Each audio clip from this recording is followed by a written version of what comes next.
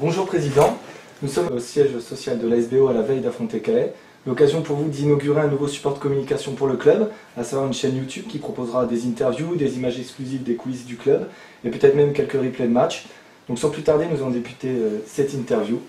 Donc, pour les nombreux supporters qui ne vous connaissent pas forcément, pouvez-vous nous présenter votre parcours avant d'arriver à l'ASBO? Alors avant d'arriver à l'ASBO, j'ai été un petit peu plus jeune que je ne le suis aujourd'hui, j'ai 57 ans. Professionnel, je suis originaire d'Avignon, comme mon accent le montre un petit peu. J'étais avocat au barreau de Paris pendant 21 ans, puis je suis rentré dans la grande distribution, que j'ai quitté il y a de cela maintenant quelques années. J'ai créé une chaîne de supermarchés bio, et en même temps je faisais des opérations de promotion immobilière en matière commerciale. Et là, outre cette dernière activité que j'ai conservée, j'ai repris une société qui organise des foires et des salons. Voilà. Donc ce n'est pas votre première expérience dans le monde du sport. Vous avez déjà présidé un club de basket. Quel souvenir en gardez-vous? Bah écoutez, j'ai présidé pendant 6 années le club de basket d'Avignon, Avignon Basketball, qui était un petit peu, je dirais, à l'image de l'ASBO, un club qui avait eu une histoire, mais où tout était à faire, sachant que j'avais également hérité d'une situation financière un petit peu difficile, puisqu'il y avait un déficit qui était équivalent à une année de budget, ce qui n'était pas du tout le cas de la SBO lorsque j'en ai pris la présidence. Les souvenirs que j'ai, c'est effectivement de fréquenter des gens qui ne sont pas forcément des gens comme moi, à savoir des joueurs de basket, qui avaient la particularité d'être français étrangers. Il y avait quelques Américains, Yougoslaves à l'époque. Ça s'est plutôt très bien passé dans les rapports que nous avions. Maintenant, j'ai appris assez rapidement que gérer une équipe de sport, dans le domaine du sport, c'est quelque chose de très difficile, puisque précisément ça ne se gère pas. Et fixer des objectifs, parfois vous fixez des objectifs que vous n'atteignez pas, et parfois vous atteignez des objectifs que vous n'auriez jamais osé fixer en début de saison. Le 22 février 2014, vous avez été officiellement élu président de l'AS Beauvaisoise. Qu'est-ce qui vous a amené à la présidence du club? Certains de mes amis m'ont demandé si éventuellement diriger la SBO pouvait m'intéresser. Dans un premier temps, j'ai dit non, sachant que ma réponse négative était surtout liée au fait que j'avais pas mal d'activités, qu'en plus de cela, j'avais quelques sujets dont il fallait que je les règle rapidement, sur le plan professionnel et personnel, et qu'en plus je connaissais assez mal la SBO. Par la suite, je veux dire, je me suis davantage intéressé à ce qu'était la SBO, à ce que ça avait pu être. Est-ce qu'il y avait un challenge à relever? J'ai estimé qu'il y avait un gros challenge à relever, et quand on m'a reposé la question au mois de février, j'ai dit que c'est quelque chose qui pouvait s'envisager. Donc vous avez récupéré la SBO dans une situation financière délicate. On se souvient du retrait de points infligé par la DNCG qui a très probablement coûté l'accession au national au club. Qu'en est-il aujourd'hui? Alors la situation était une situation financière particulièrement difficile, c'est vrai. Pour modifier un petit peu ce que vous dites, je ne suis pas certain que ce sont les 3 points retirés par la DNCG qui ont coûté l'accession à la SBO. Je pense qu'il y a d'autres choses qui ont coûté l'accession à la SBO, puisque même quand on retraite avec les 3 points, on n'était pas en mesure d'accéder au championnat national cette saison. C'était quoi votre question? C'était justement qu'en est-il aujourd'hui au niveau des finances?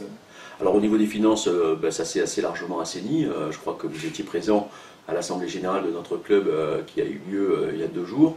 Donc les résultats au niveau de l'exploitation sur la saison passée, sur l'exercice passé, sont des résultats qui sont des résultats bénéficiaires et qui nous ont permis d'apurer la quasi-totalité de nos dettes, puisqu'il ne reste aujourd'hui en termes de dettes que le passif courant. Sportivement, l'équipe Fagnon est loin des attentes en championnat. En Coupe de France, par contre, le club est encore en course. C'est une mi-saison en demi-teinte? Je crois que c'est une saison qui, si elle s'arrêtait aujourd'hui, serait une saison en demi-teinte. Maintenant, elle n'est pas terminée, on n'est même pas à la moitié du championnat. Manifestement, la SBO est une équipe qui tarde un petit peu à se réveiller. C'est vrai que sur les dernières prestations qu'elle nous a montrées, qu'il s'agisse du match de coupe contre Rouen-Noyon, du match de championnat contre la réserve du PSG, le match de coupe également contre Amiens, on retrouve les qualités intrinsèques de notre équipe qui peuvent laisser espérer une suite du championnat plus intéressante. Maintenant, c'est vrai que la coupe est un petit peu le cadeau que cette équipe-là nous fait à ses supporters. C'est vrai qu'en plus de ça, le prochain tour est un tour qui est sur le papier en tous les cas jouable, même si bien évidemment c'est la coupe et bien évidemment si tout peut arriver. En arrivant au club, vous avez fait le choix de promouvoir le football féminin. On imagine que vous êtes aujourd'hui comblé à ce niveau-là avec des résultats exceptionnels depuis le début de la saison. Alors, je suis comblé pour plusieurs raisons. La première, c'est que ces filles-là sont des filles qui, sportivement, tiennent très largement la route. Ce que vous dites en termes de résultats le montre. En plus de ça, ce sont des filles qui sont, je vais dire, allez, pas des mots de président, mais qui sont hyper sympas. J'ai plaisir à suivre leurs matchs, que ce soit à domicile ou en déplacement. Ce sont des filles qui ne lâchent rien, de la première minute à la dernière minute de tous les matchs que j'ai pu voir. Les autres raisons pour lesquelles je suis très satisfait de cette section féminine, c'est qu'elles ont un responsable, la personne de Kader Sanoun et son adjoint Gilles Darras, qui sont des gens de grande qualité. La section féminine, ce sont bien évidemment les équipes de joueuses, mais sont également les dirigeants et les éducateurs. La troisième chose, c'est que nous sommes, avec à peu près 130 licenciés féminines, la plus grosse, le plus gros club féminin de Picardie, et que nous présentons des équipes dans toutes les catégories d'âge, ce qui, je crois, est unique en Picardie dans les sections féminines. Donc le club a entamé une mutation à votre arrivée, notamment au niveau de sa communication. On imagine néanmoins qu'il vous reste de nombreux axes de travail. Dans quel secteur le club doit-il évoluer, changer et travailler ? Je crois qu'à partir du moment où on se fixe des objectifs qui sont l'accession nationale, voire au-delà, il faut bien évidemment qu'on travaille de manière un petit peu plus structurée la question du recrutement. Donc ça c'est le premier point, donc c'est certain que les modalités de recrutement vont changer pour la saison prochaine, et sachant que ces modalités vont être mises en place là tout de suite. La seconde chose, c'est la formation. C'est évident qu'on ne peut pas avoir des aspirations en termes de niveau de jeu et de qualité d'homme au niveau d'une équipe première si on n'a pas toute une filière au niveau de la formation. Donc c'est vrai que la volonté première que j'ai énoncée quand je suis arrivé, c'était effectivement de remettre une filière de formation telle que la SBO avait pu la connaître, qui avait permis de détecter et de sortir des gens dans l'équipe 1 de la SBO, qui étaient des gens de grande qualité. D'ailleurs, la suite de leur carrière l'a montré. La presse a beaucoup parlé durant les dernières semaines d'une possible fusion avec le FC Chambly-Tel. Où en sommes-nous aujourd'hui et quelle est votre position sur ce dossier ? Écoutez, tout à l'heure vous parliez de la communication du club qui avait changé à mon arrivée. Je crois que là-dessus, contrairement à d'autres, j'ai évité de communiquer. Je crois que l'idée d'une éventuelle fusion avec Chambly n'est pas forcément sur le papier une mauvaise idée. Je fais partie de ceux qui pensent que l'argent public ne doit pas être dépensé à mauvais escient et que dans des périodes de crise comme cela, imaginer la construction d'un stade du niveau Ligue 2 à Chambly me semble une aberration économique, hormis le fait que ça ferait travailler un petit peu le bâtiment, pour autant que ce soit des entreprises de l'Oise, mais enfin bon, voilà, hormis cela, je ne vois pas tellement d'intérêt. Maintenant, ce sont des dossiers qui sont compliqués, ce sont deux clubs qui n'ont pas comme caractéristique de s'être appréciés au long des années. Vous avez un club jeune, le FC Chambly, vous avez un club bien plus ancien, Beauvais, avec la SBM et sa suite, la SBO. Il y a des problèmes juridiques, sportifs, d'organisation à régler, mais il y a également des problèmes d'hommes à régler. Un club, ce n'est pas simplement deux présidents, deux maires, c'est aussi des supporters. Et je crois, j'espère qu'on en parlera, les supporters de la SBO sont pour moi des gens dont je tiens compte en termes d'avis sur la SBO. On a pu vous voir justement à plusieurs reprises supporter activement l'équipe dans les gradins de Brisson ou à l'extérieur avec les supporters du club. C'est quelque chose d'assez rare chez un président de club. Vous cultivez votre différence? Cultiver ma différence, en fait, je la constate. Je la constate à ce niveau-là. Bon, voilà, je me force pas, donc en ce sens, je cultive rien du tout.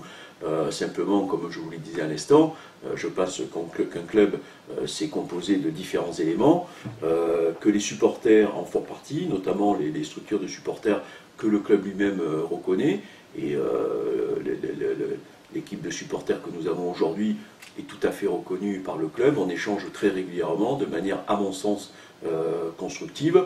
C'est aussi des gens avec qui j'ai plaisir à discuter quand on se croise, que ce soit dans Beauvais ou que ce soit dans le stade. Et je veux dire, les soutiens de la SBO aujourd'hui sont suffisamment rares, y compris en termes de décibels, pour que je ne fasse pas exprès de m'éloigner de ceux qui sont là systématiquement à tous les matchs, y compris parfois aux matchs à l'extérieur. Quel est votre projet à l'SBO sur le long terme et quelles sont les clés pour réussir dans cette entreprise? Alors le projet, l'objectif, c'est pas un projet, mais l'objectif c'est bien évidemment d'avoir une équipe masculine Fagnon qui soit d'abord en national très rapidement, et puis la Ligue 2. Pour cela, comme je l'ai dit, il faut qu'on revoie un certain nombre de choses.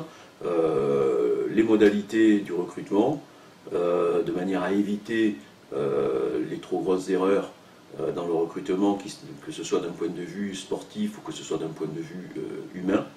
La seconde chose, c'est vraiment la formation, dans la mesure où, même si les résultats ne se verront que dans quelques années, il est pour moi important que quelqu'un qui joue au club ait la possibilité d'espérer jouer dans une équipe de haut niveau, ce qui évitera, ce qui d'une part, économiquement pour nous, sera plus intéressant, deuxièmement, donnera l'espoir à des jeunes qui sont de qualité sportive importante, de pouvoir jouer dans une équipe de haut niveau sans avoir à partir de la SBO.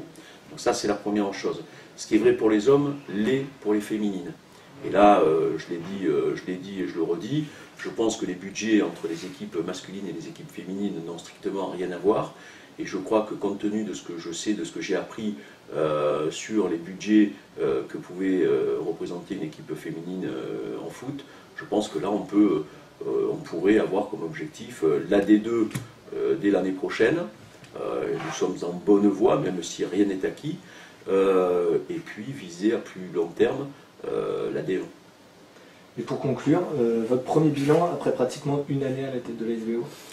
Alors le premier bilan est un bilan très égoïste, c'est que j'ai du plaisir à être président de la SBO, ce qui n'était pas forcément une évidence pour moi lorsque j'ai accepté de prendre la présidence, et je crois que ce plaisir que je prends m'aide d'abord à être présent très régulièrement, m'aide à voir tout le monde et pas simplement les matchs de l'équipe 1, m'aide à vouloir absolument que tous les gens qui gravitent autour de la SBO ou dans la SBO s'entendent et tirent tous dans le même club. Ça c'est quelque chose que j'ai dit dès le départ, dans la mesure où j'ai trouvé une situation humainement pas terrible.